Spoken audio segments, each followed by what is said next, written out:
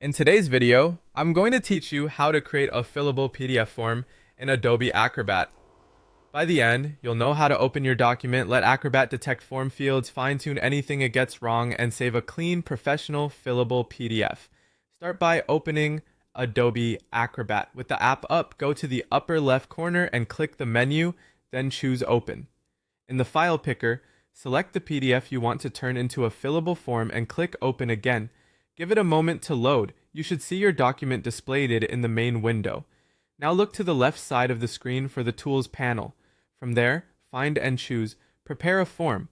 Acrobat will prompt you to begin, so click Create Form. Acrobat immediately analyzes your document, scanning for lines, boxes, and labels that look like form fields. It will place text fields, checkboxes, and other controls where it thinks they belong. This auto detection is a big time saver, but it's not perfect.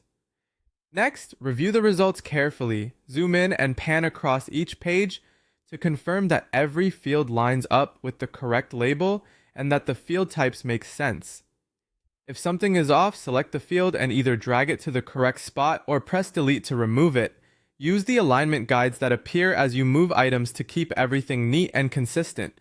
If something is missing, add it using the form tools at the top of the workspace. You can insert text fields for names or addresses, checkboxes for multiple selections, radio buttons for single choice options, drop-downs for standardized answers, and signature fields if you need a signed response. Place each new field directly over the area where respondents will enter information. On the right-hand side, open the properties for any selected field to edit the details. Here you can rename the field so your data exports cleanly, mark it as required, and adjust appearance settings like font and border.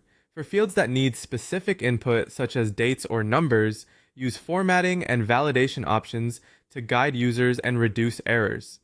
When everything looks good, save your work. Click Save and consider saving a copy under a new file name so you preserve your original. That's it!